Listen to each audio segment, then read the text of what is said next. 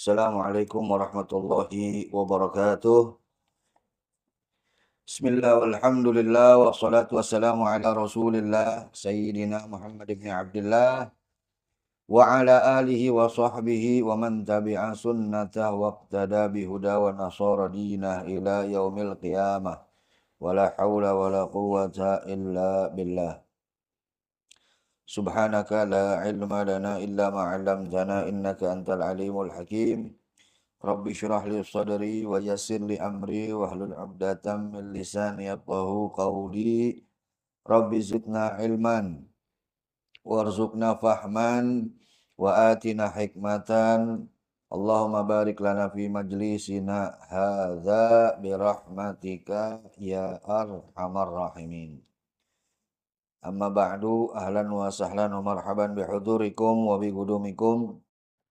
Al-Faqir ucapkan kepada seluruh dan segenap para habaib, para asatidzah, para masyayikh, para jamaah sekalian rahimakumullah. Alhamdulillah wa syukrulillah, tsumma alhamdulillah wa syukrulillah. Berkat taufik, hidayah, inayah, riayah, hirasah, himayahnya Allah subhanahu wa ta'ala. Kembali tergerak hati kita, ringan langkah kita, sehat afiat jasmani dan rohani kita sehingga kita bisa kembali berkumpul bersilaturahmi dalam rangka menghadiri, mengikuti, mensyiarkan majelis rutinan yang rutin kita selenggarakan di Rubat Huraidhah ini di setiap pekannya. Dan semoga duduknya kita, kumpulnya kita terhitung sebagai amal ibadah di sisi Allah Subhanahu wa taala. Dan Allah subhanahu wa ta'ala balas kita dengan ganjaran pahala yang berlipat ganda. Amin ya rabbal alamin. Dan juga semoga duduknya kita, kumpulnya kita di sini terhitung juga dalam rangka thalabul ilm, dalam rangka menuntut ilmu, dan semoga kita sekalian dianugerahi ilmu yang manfaat, yang bikin diri kita lebih baik, yang bikin ucapan kita lebih baik, perbuatan kita lebih baik, sikap kita lebih baik, tingkah laku kita lebih baik, akhlak kita juga lebih baik, sehingga hidup kita diakhiri dengan akhir yang baik, husnul khatimah. Amin ya rabbal alamin. Masyaallah jamaah rahimakumullah, kita lanjutkan bacaan kita, pelajaran kita pada malam hari ini melalui kitab Risalah Adab Sulukil Murid. Sebelum itu seperti biasa kita baca suratul Fatihah yang akan dipimpin oleh Habib Ismail.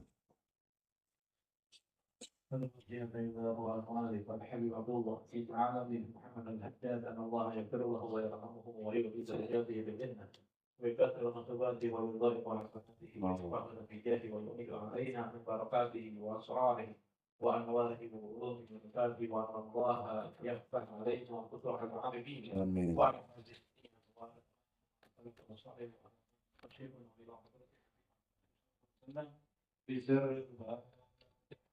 أعوذ بالله من الشيطان الرجيم. بسم الله الرحمن الرحيم. الحمد لله رب العالمين الرحمن الرحيم مالك يوم الدين. إياك نستعين اهدنا الصراط المستقيم صراط الذين أنعمت عليهم غير المغضوب عليهم ولا الضالين. ربي اغفر لي ولوالدي آمين. بسم الله الرحمن الرحيم. بسم الله الرحمن الرحيم. نويت التعلم والتعليم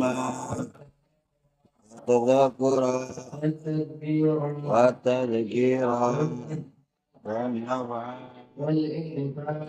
والانتفاع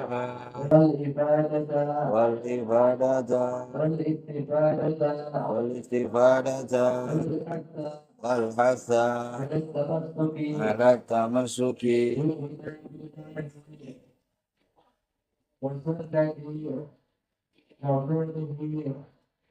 صلى الله عليه وسلم والدعاء إلى الهدى والضلالة واتباع وجه الله ومرضاته وقربه وثوابه اللهم صل على سيدنا محمد صلاة تخرجني من ظلمات الوهم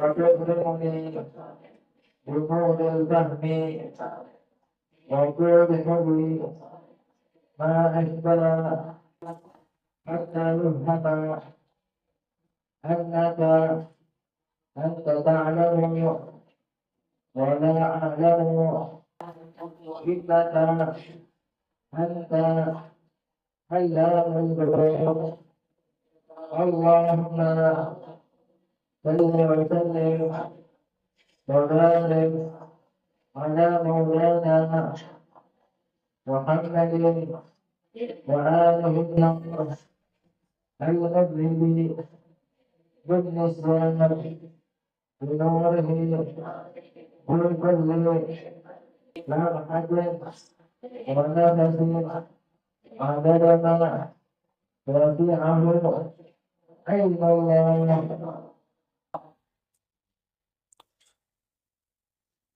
Bismillah, walhamdulillah, wassalatu wassalamu ala rasulillah Sayyidina Muhammad ibn Abdullah wa ala alihi wa sahbihi wa mawalah wa la hawla wa la quwata illa billah. Qala al-muallif radhiyallahu anhu arda wa anna jami'an. Faslun wa yanbaghi lil murid alla yazala ala taharatin wa kullama ahdatha tawadda'a wa shalla raq'atin wa in kana muta'ahhilan wa ata ahlahu falyubadir bil igtisali minal janabati fil waqti wala yamkuth junuban wa yasta'inu ala dawami taharati bi qilatil aqli fa innal ladzi yukthirul aqla yaqa'u lahul hadath katsiran fatashuggu alaihil mudawamatu ala taharah wa fi gilatil akli aidan ma'unatun ala sahri wa huwa min akadi wadhaifil iradah wallahu a'lam bissawab. Faslun, suatu fasal yang baru dari kitab Risalah Adab Sulukil Murid. Setelah kemarin kita membahas tentang pentingnya menjaga kuping kita, menjaga telinga kita, menjaga mata kita, menjaga hati kita, menjaga berbagai macam anggota tubuh kita. Selanjutnya di sini diteruskan oleh Al-Habib Abdillah bin Alwi Al-Haddad.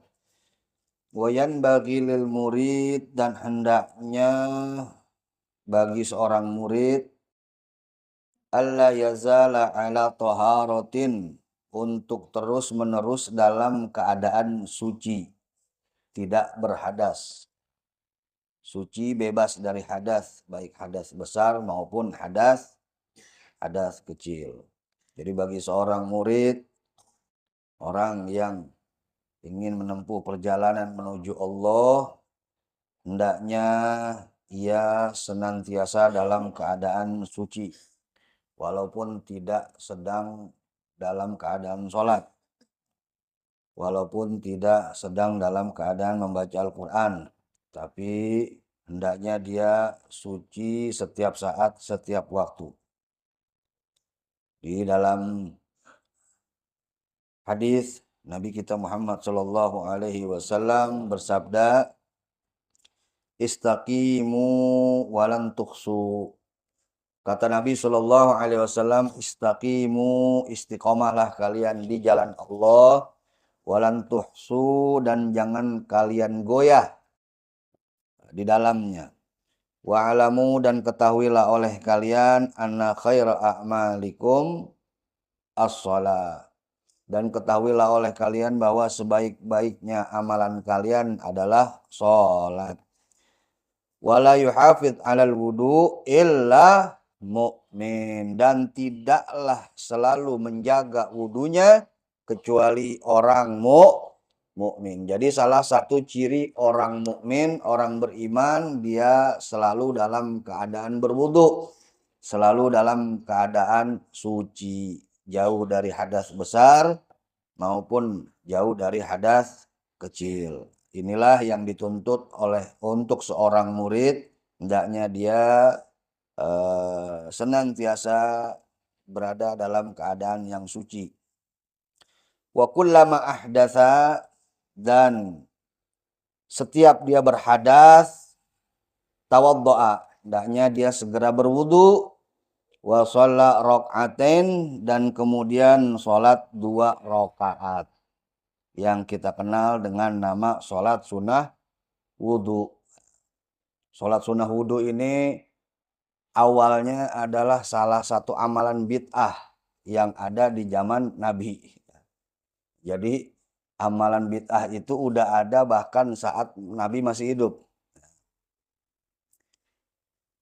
Yang pertama kali mengerjakan ini atau merutinkan sholat sunnah wudhu ini adalah salah seorang sahabat Nabi, yaitu Sayyidina Bilal bin Rabah radhiyallahu anhu. Sayyidina Bilal kita tahu ini ahad min sabiqinal awwalin, salah satu orang yang mula-mula masuk Islam. Jadi saat belum banyak masuk Islam, baru hanya beberapa orang, termasuk diantaranya salah satunya adalah Bilal bin Rabah. Orang yang pertama masuk Islam dari kalangan orang dewasa adalah Sayyidina Abi Bakar Siddiq. Kemudian dari golongan dari golongan perempuan adalah Sayyidatuna Khadijah radhiyallahu anha. Dan kemudian dari golongan anak kecil yaitu Sayyidina Ali bin Abi Thalib radhiyallahu anhu wa karramallahu wajha. Dan Sayyidina Bilal merupakan salah satu perwakilan orang yang masuk Islam dari golongan budak. Awalnya beliau budak, begitu ketahuan masuk Islam, disiksa oleh majikannya. Saat itu Sayyidina Abi Bakar sedang lewat, melihat Bilal lagi disiksa, tanpa pikir panjang beliau bebasin. Beliau beli Sayyidina Bilal, kemudian beliau merdekakan. Budak saat itu harganya mungkin hampir sama dengan harga mobil, ya, nggak murah. Tapi Sayyidina Abu Bakar radhiyallahu an nggak ragu-ragu untuk mengeluarkan duit yang tidak sedikit untuk menyelamatkan saudaranya sesama muslim yang sedang disiksa oleh orang kafir. Dan di kemudian hari beliau Bilal bin Rabah menjadi salah satu muadzinnya Rasulullah Shallallahu Alaihi Wasallam. Ada kisah yang menarik terkait sejarah sholat sunnah wudhu ini. Ketika pulang dari Isra wal Mi'raj, Nabi panggil Sayyidina Bilal bin Rabah. Kemudian ditanya sama Nabi, ya Bilal, sederhananya begini dah ya, ente punya amalan apa nih? Bilal bingung ditanya begitu sama Nabi. Amalan apa ya? Amalan apa ya Rasul? Nggak ada sih katanya. Bukan apa-apa, sebab waktu ana Isra Mi'raj, ana diizinin sama Allah untuk melihat surga, saat itu saya mendengar suara langkah sendalmu di surga. Insya Allah ya. Jadi Sayyidina Bilal nih bukan orangnya aja yang masuk surga, sama sendal-sendalnya masuk surga. Suara sendalmu di surga. Jadi sebetulnya kau punya amalan apa ya, sampai suara terompahmu terdengar di surga? Kata Sayyidina Bilal, ya Rasul, saya nggak punya amalan apa-apa. Hanya saja setiap saya hadas, saya berwudu. Setiap saya selesai wudu, saya sholat 2 rakaat. Kemudian setelah itu saya berdoa, bersyukur kepada Allah atas anugerah Allah yang mana Allah Subhanahu wa taala telah menganugerahkanku nikmat iman dan Islam ini. Nah, itu kalau dalam bahasa fikihnya itu bid'ah tuh. perbuatan yang kagak dilakukan Nabi. Ya. Bid'ah bukan? Bid'ah. Ya. Pas ngedenger Bilal cerita begitu, apa Nabi nyala-nyalain Bilal? Wah, ente nih, ana nggak pernah ngajarin ente begitu. Kenapa ente berani-beraninya bikin amalan ya, yang nggak pernah nyontoh dari ana? Ya, ente bid'ah, ente sesat. Nggak dikatain gitu sama Nabi. Justru Nabi puji, ya, bahkan bukan hanya Nabi puji. Nabi kemudian menyuruh para sahabatnya, para pengikutnya, bahkan umatnya untuk mengerjakan sebagaimana yang Sayyidina Bilal bin Rabah radhiyallahu an kerjakan. Nah, ini juga menjadi salah satu dalil bahwa bid'ah itu enggak semuanya sayyi'ah. Ada bid'ah yang hasanah, ada bid'ah yang baik yang tidak bertentangan dengan Al-Qur'an wa sunnah. Jadi hadis kullu bid'atin dolalatun, setiap bid'ah itu sesat, itu harus dijelaskan, harus ditafsirin. Nggak bisa kita telan mentah-mentah, artinya begitu aja. Sebab pada kenyataannya ada beberapa amalan yang para sahabat kerjakan, yang Nabi nggak kerjakan, Nabi nggak nyalahin, bahkan Nabi muji. Bahkan suruh sahabat lain untuk ikut mengerjakan sebagaimana yang sahabat itu kerjakan.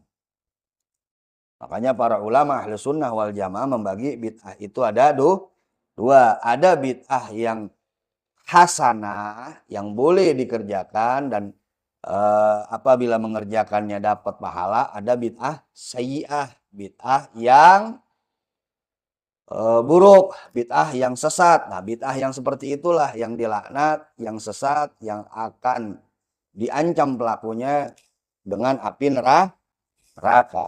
Contoh bid'ah yang sesat apa? Puasa nggak buka-buka, tuh bid'ah sesat. Puasa 7 hari nggak buka-buka, atau puasa seharian nggak buka-buka. Ya, itu nggak ada tuh tuntunannya. Entah lagi mempelajari ilmu apa gitu ya, mungkin pengen kebal ya, kebal bacok, kebal apa gitu, disuruh puasa, nggak boleh buka. Ya, dari jam seharian penuh tanpa buka, nah itu bid'ah. Kemudian bid'ah lagi yang sekarang merajalela, ya. Orang nikahan anggap dangdut, tuh bid'ah tuh. Orang nikahan anggap dangdut bid'ah itu ya. Zaman Nabi nggak ada. Walimah sunnah. Walimah sunnah. Resepsi, kita bikin resepsi sunnah. Tapi jangan sampai walimahnya itu diisi dengan perkara-perkara yang mengandung kemaksiatan. Walimahnya sunnah. Kita nikah, kita bikin walimah, itu sunnah. Kata Nabi, aulim walau bisyatin. Bikin walimah walaupun cuma 1 ekor kambing. Walaupun cuma motong kambing 1, bikin walimah. Artinya walimah ini sunnah. Tapi jangan sampai yang sunnah ini dicampur adukan dengan yang bid'ah. Jangan sampai yang hak ini dicampur adukan dengan yang batil. Wala talbisul haqqa bil batil. Jadi sholat setelah wudhu, kita sholat 2 rakaat, itu dinamakan sholat sunnah wudhu. Dalam hadis Nabi kita Muhammad Shallallahu Alaihi Wasallam bersabda, "Ma min muslim yatawaddu." Tidaklah seorang muslim berwudu, fayuhsinu wudu'ahu, kemudian dia membaguskan wudunya. Dia perhatikan wudunya, dia perhatikan anggota-anggota wudunya. Tsumma yaqumu fayusalli rak'atin. Kemudian dia berdiri untuk melaksanakan sholat 2 rakaat, yaitu sholat sunnah wudu. Muqbilun alaihima biqalbihi wa wajhi.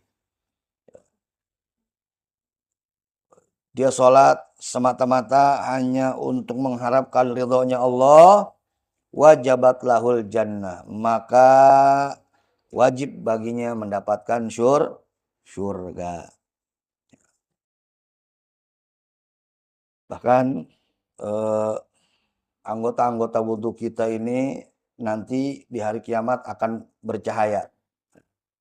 Sebagaimana yang disampaikan juga dalam hadis, inna ummati yud'auna yaumal qiyamah ghurran muhajjalina min atharil wudu.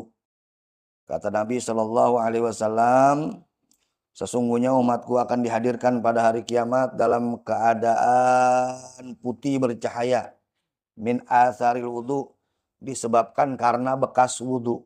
Jadi anggota-anggota wudu kita nih yang biasa kita basuh muka, tangan, kaki, kepala, itu nanti bakal bercahaya, putih bercahaya. Jadi antum nggak perlu teriak-teriak lagi untuk ngenalin diri antum. Ya Rasul, anak umat engkau ya Rasul. Ya Rasul, saya umatmu ya Rasul. Ya, nggak perlu. Nabi bakal kenalin kita dari bekas wudhu kita. Ya. Maka itu siapa yang bisa membaguskan wudhunya, hendaknya dia bagusin wudhunya. Jadi wudhu jangan asal basah doang. Perhatiin. Karena semakin bagus wudhu kita, semakin baik wudhu kita, akan makin putih dan bercahaya anggota-anggota tubuh kita di hari kiamat nanti, dan akan semakin kita dikenali oleh Rasulullah Sallallahu Alaihi Wasallam min atharil wudhu, dari bekas wudhu kita. Ala kulli hal, bagi seorang murid, bagi seorang santri, hendaknya senantiasa dalam keadaan suci, tidak hadas, baik hadas kecil maupun hadas besar. Dan manakala dia hadas, wudhu. Hadas lagi, wudhu lagi. Karena itu salah satu ciri orang-orang mukmin. Setelah wudhu, sholat 2 rakaat.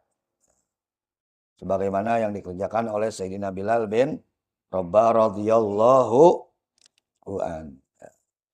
Waktu itu Bilal bin Rabah doang yang ngerjain. Begitu Nabi tahu, Nabi puji, kemudian Nabi menyuruh, memerintahkan kepada para sahabatnya yang lain, dan juga memerintahkan kepada pengikutnya, kepada kita umatnya, untuk mengerjakan sebagaimana yang dikerjakan Sayyidina Bilal bin Rabah radhiyallahu an.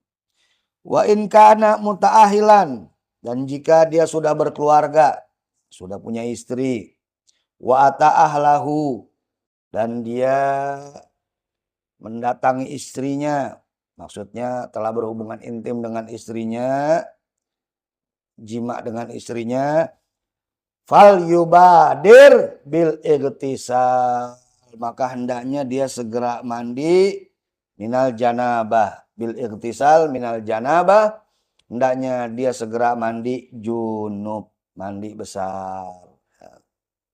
Fil waktu, di saat itu juga.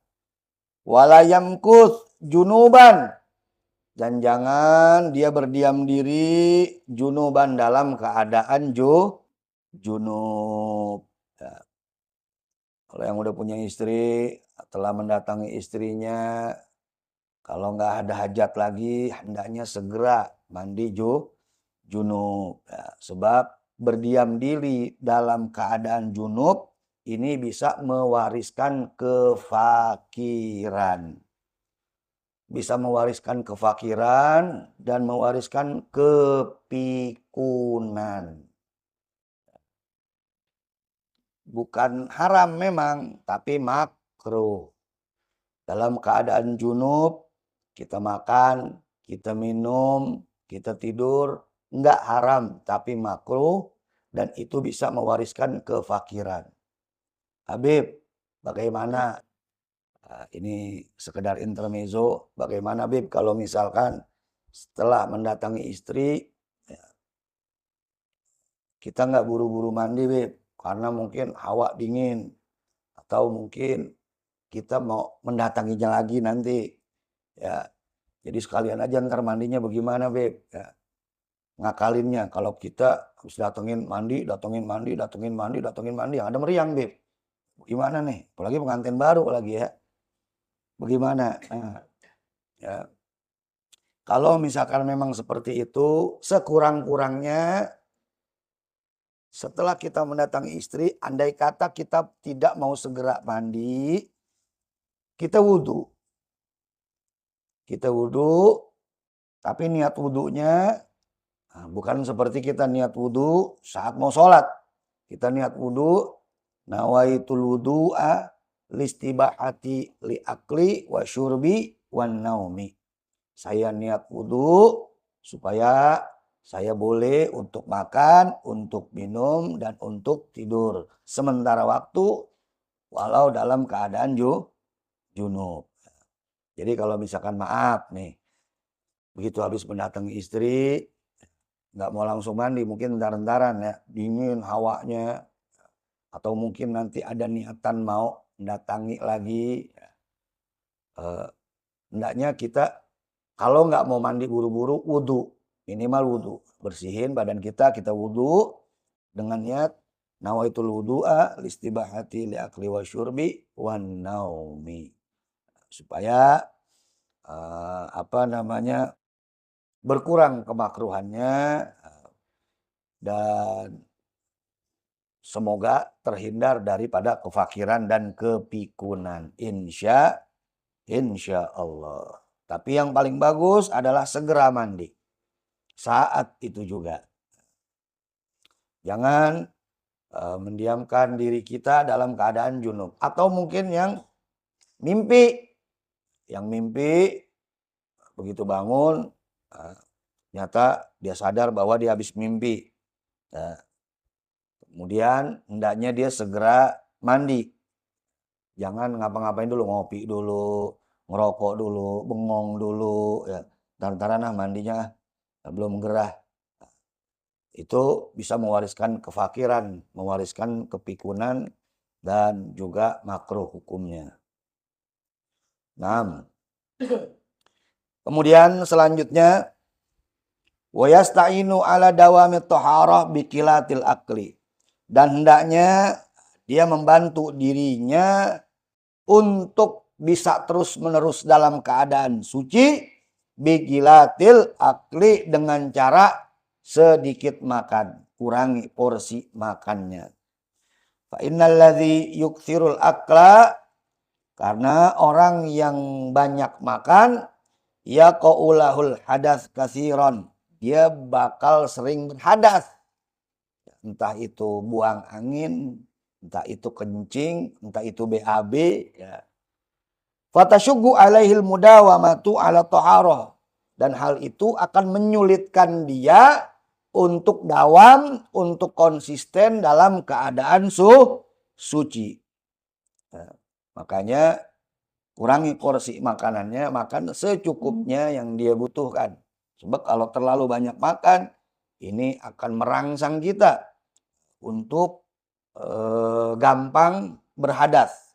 Entah itu buang air kecil, entah itu buang air besar, entah itu buang angin ya. Wa fi gilatil agli aidan, dan dalam sedikit makan juga ma'unatun ala sahri, itu dapat membantu kita untuk lebih mudah bangun malam, bangun waktu sahur. Wa huwa min akadi wadhaifil iradah, dan bangun di waktu sahur itu merupakan salah satu amalan yang paling ditekankan. Karena waktu sahur itu mempunyai keutamaan, mempunyai fadilah yang amat luar biasa. Sampai-sampai Sayyidina Al-Habib Umar bin Hafid bikin qasidah yang menggambarkan tentang keberkahan di waktu sahur. Waktu sahur biatib li ahli sofa wa bihi yajudul ali fadlil ahlil wafa. Kata Habib Umar, di waktu sahur itu dapat membuat sembuh, membuat baik bagi orang-orang yang bersih. Dan di waktu sahur itu juga bisa menjadi wasilah untuk mendapatkan kedudukan yang tinggi. Waktu sahur itu kapan? Waktu sebelum subuh. Sepertiga malam terakhir, waktu sebelum subuh tuh. Makanya Nabi kita Muhammad SAW itu dilahirkan di waktu sahur, di waktu sahur. Di situ keutamaan waktu sahur. Di waktu sahur itulah keluarkannya Nurul Mustafa, diturunkannya Nurul Mustafa ke muka bumi ini. Dan bangun di waktu sahur itu merupakan salah satu amalan yang ditekankan. Karena dengan bangun waktu sahur, ya, kita bisa munajat kepada Allah dengan lebih tenang, lebih khusyuk, lebih fokus, lebih serius, dan banyak ibadah-ibadah yang bisa kita amalkan di waktu sahur tersebut.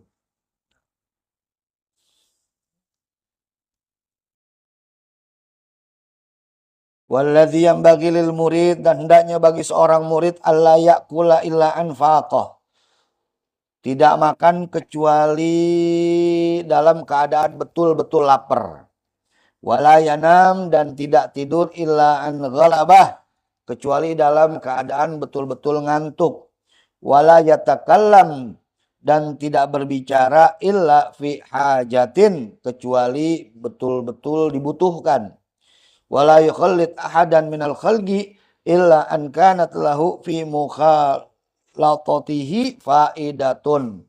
Dan tidak berkumpul dengan seseorang kecuali dalam berkumpulnya itu dapat membawa faedah untuk dia, dapat membawa keuntungan akhirat untuk dia. Waman aksarul akla, dan barang siapa yang banyak makan, qasa qalbuhu, maka akan keras hatinya. Wa thaqulat jawarihuhu anil ibadah, dan akan berat anggota tubuhnya untuk diajak ibadah. Wa kasratul akli, dan banyak makan juga tad'u ila kasratin naumi, itu akan membawa kita pada banyak tidur, wal kalam, dan banyak bicara.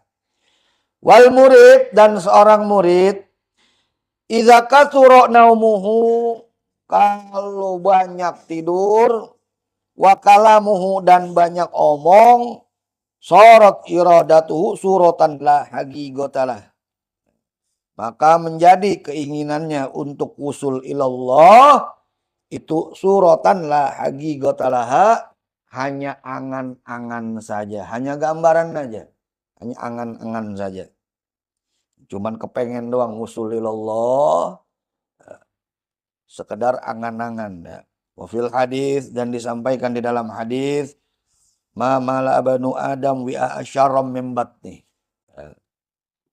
Tidak ada wadah yang buruk, tidak ada wadah yang paling buruk untuk seorang manusia daripada perutnya. Perut ini wadah yang buruk bagi manusia adalah perutnya yang terlalu penuh dengan makanan. Nah, itu yang paling buruk buat manusia. Hasbu ibni Adam luqaimatun, cukuplah bagi anak Adam, cukuplah bagi seseorang itu luqaimatun, beberapa suapan kecil aja. Luqmatun itu suapan. Kalau luqaimatun itu tasghir daripada luqmatun, berarti suapan kecil aja, beberapa suap kecil aja. Cukup udah beberapa suap kecil aja untuk seseorang, ya. Yugimna sulbahu, yang bisa menopang daripada punggungnya, tulang sulbinya. Wa in kana la mahala, dan jika memungkinkan, fasulusun li ta'ami, sepertiga untuk makanannya, wa thulusun li syarabi, sepertiga untuk minumannya, wa thulusun li nafasihi, sepertiga untuk nafasnya. Kemudian dilanjutkan di sini oleh Habib Abdillah bin Alwi Al-Haddad, setelah hendaknya kita sebagai seorang murid agar senantiasa dalam keadaan suci, maka kita diberikan tips oleh beliau bagaimana caranya kita agar mudah selalu dalam keadaan suci, yaitu hendaknya mengurangi makanan. Dan makan terlalu banyak ini memang bukan haram, memang tidak haram, tapi bisa makruh, bahkan bisa jatuh haram kalau makin berlebihan. Ya. Sebab Allah Subhanahu wa Ta'ala bersabda, kulu washrabu wala tusrifu innahu la yuhibbul musrifin. Makanlah kalian, washrabu, dan minumlah kalian, nggak dilarang kalian makan, nggak dilarang kalian minum. Tetapi kata Allah, jangan berlebihan. Karena Allah Subhanahu wa taala tidak suka orang yang berlebihan. Baik itu berlebihan dalam makanannya juga dalam minumannya. Bahkan dikatakan juga oleh Nabi kita Muhammad sallallahu alaihi wasallam, aslu kulli da'in al-baradah. Kata Nabi sallallahu alaihi wasallam, pangkal segala penyakit itu adalah kekenyangan. Dan ini ternyata sesuai dengan dunia medis, dunia kedokteran sekarang. Banyak penyakit-penyakit itu yang diakibatkan dari perut, dari makanan. Dari makanan yang nggak benar, pola makan yang nggak benar, ini akan melahirkan berbagai macam penyakit. Kolesterol, mah, asam lambung, wah macam-macam. Macam-macam. Jadi apa yang disampaikan oleh Nabi kita Muhammad SAW berkesesuaian dengan dunia medis sekarang. Makanya kalau orang mau dioperasi itu di rumah sakit itu disuruh puasa dulu. Jangan makan dulu sekian jam, sekian waktu sampai jadwal dioperasi. Wa aslu kulli dawain al-azmah. Dan pangkal segala obat, kata Nabi, adalah al-azmah, sedikit makan atau diet. Dan Al-Imamul Ghazali, Imamul Ghazali dalam kitab Minhajul Abidinnya menyebutkan sekurang-kurangnya ada 10 bahaya kebanyakan karena terlalu banyak makan. Ini yang dibicarakan banyak makan di sini makanan yang halal ya. Bukan makanan yang haram. Makanan yang haram sedikitnya aja udah jelas-jelas haram. Makanan halal, walaupun halal, tapi kalau kebanyakan ini bisa menimbulkan bahaya. Sekurang-kurangnya ada 10 bahaya kekenyangan, kata Imam Ghazali. Yang pertama, ya, hati menjadi keras dan menjadi redup. Hati seorang mukmin itu lembut dan bercahaya. Tapi kalau kebanyakan makan, walaupun dengan makanan yang halal,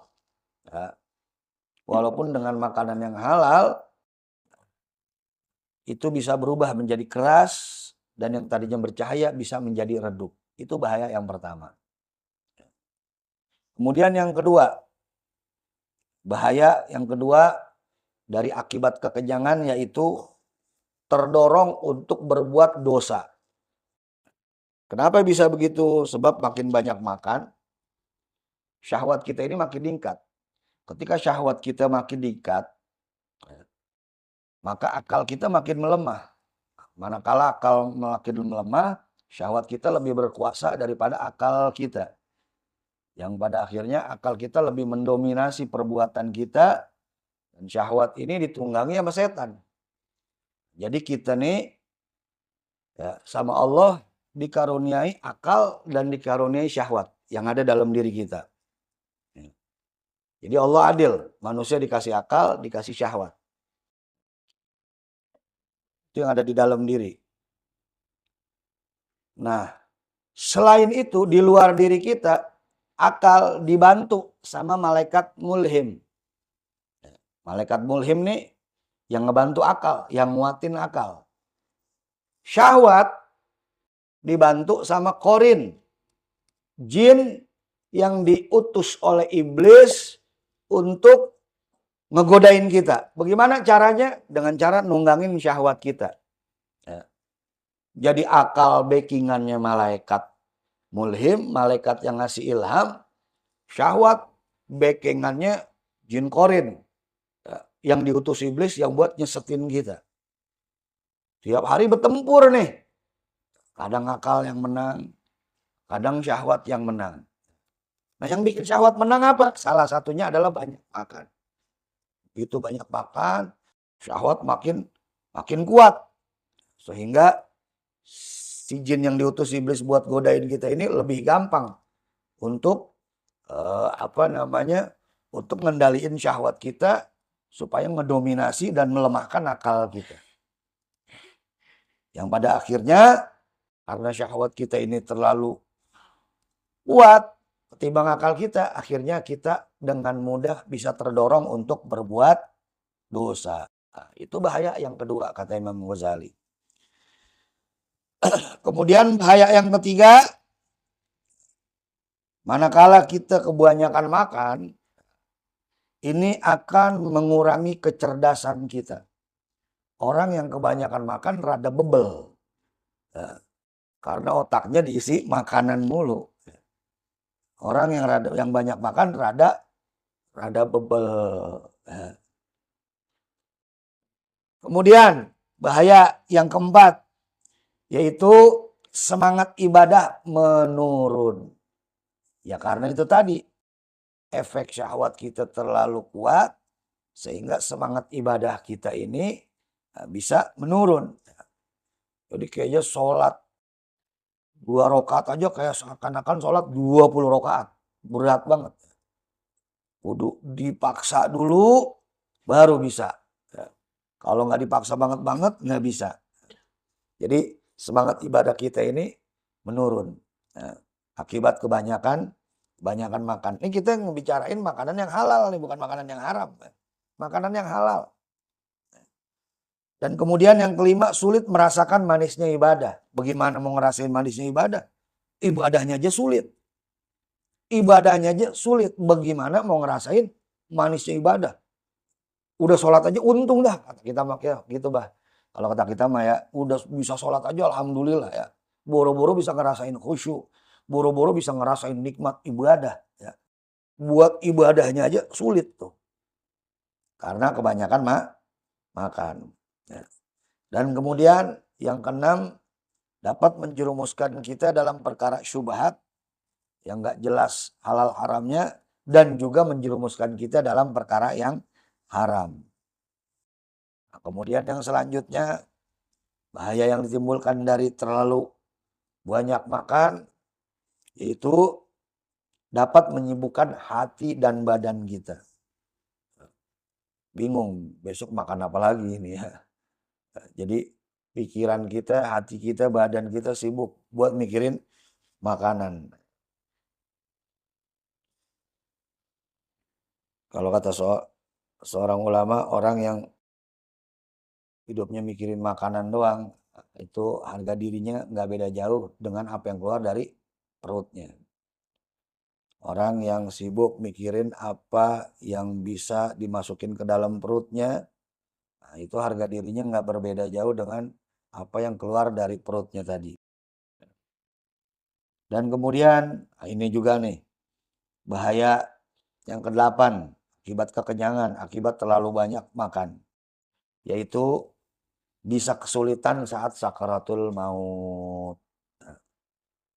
Bisa mempersulit ketika sakaratul maut. Na'udzubillahi min dzalik.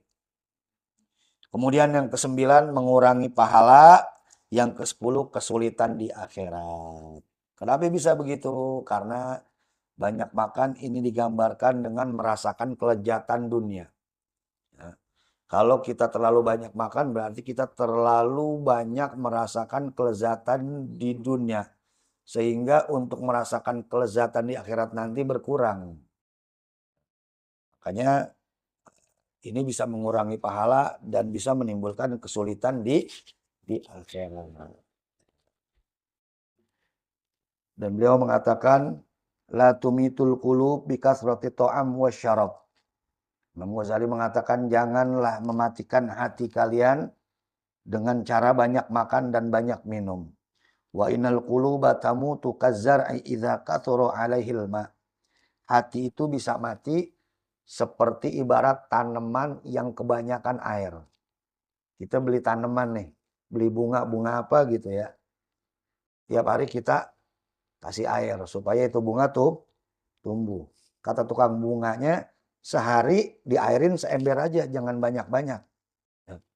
Kalau banyak-banyak nanti bisa mati, bukannya tumbuh malah mati. Karena dia pikir sehari seember, kagok ya, udah ge sekalian ya, disiremin sama dia buat seminggu 7 ember. Bukannya tumbuh malah mati. Nah, seperti itu hati.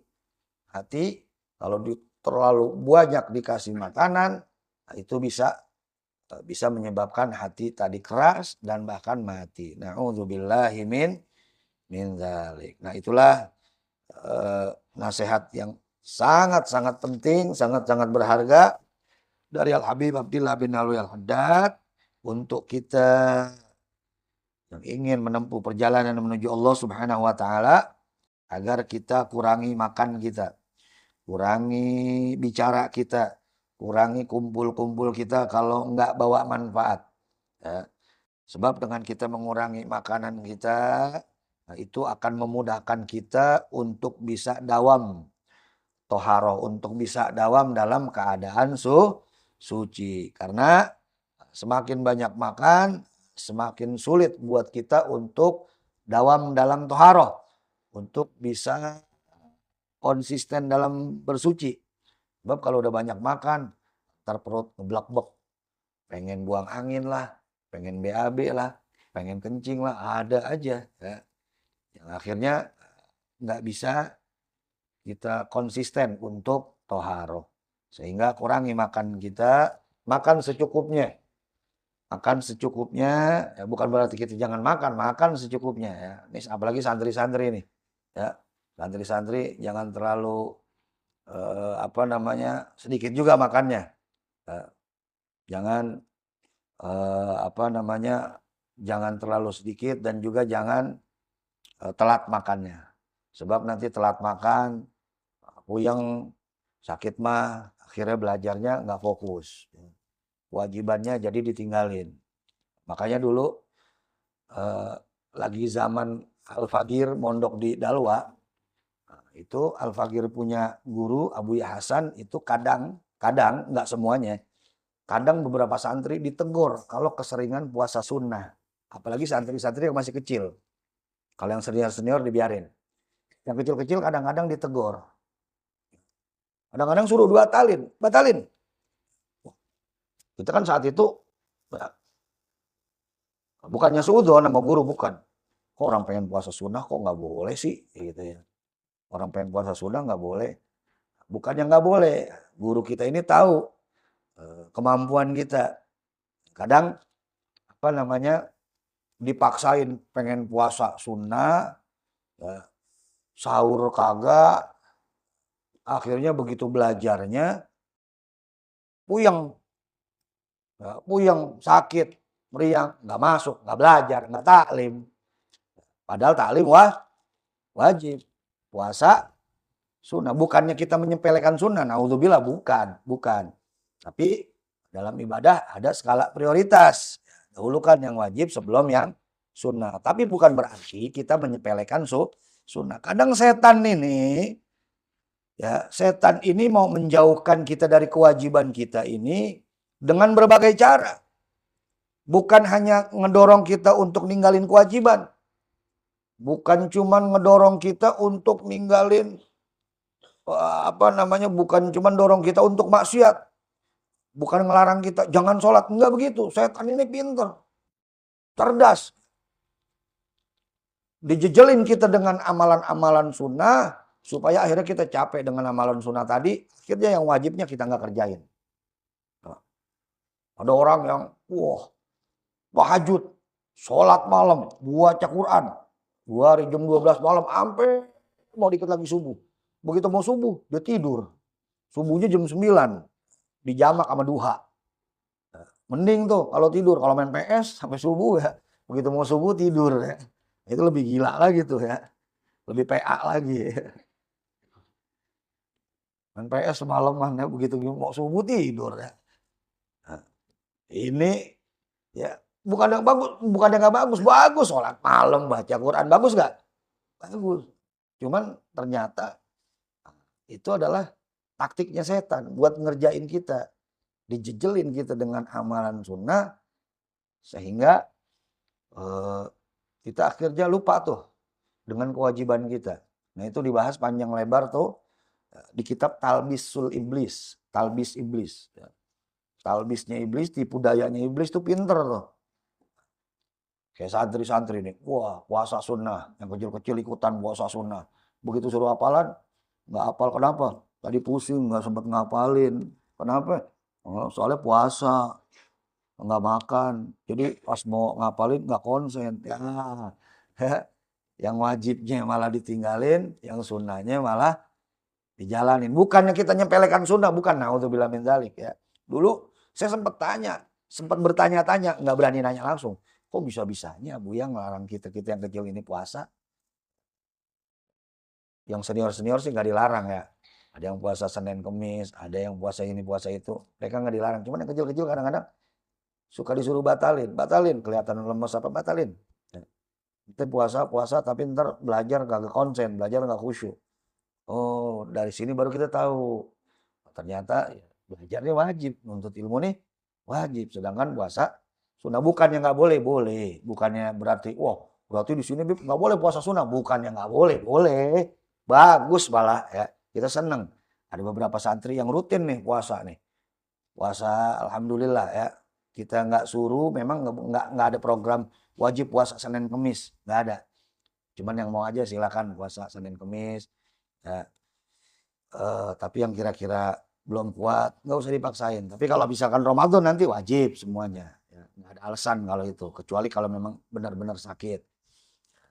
Kalau yang puasa Senin Kemis memang kita nggak ada program wajib puasa Senin Kemis setiap bulan nggak ada. Nah, itu pilihan buat yang mau aja. Yang kira-kira eh, mampu, yang kira-kira kuat. Kita juga lihat-lihat ya.